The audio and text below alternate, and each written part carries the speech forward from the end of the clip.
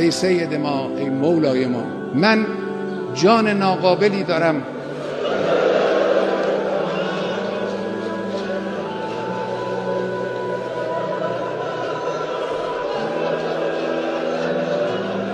جسم ناقصی دارم،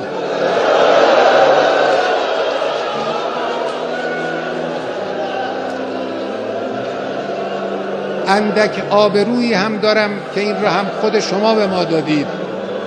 همه اینها رو من کف دست گرفتم، در راه این انقلاب و در راه اسلام فدا خواهم کرد. اینها هم نثار شما باشه. سید ما، مولای ما، دعا کن برای ما.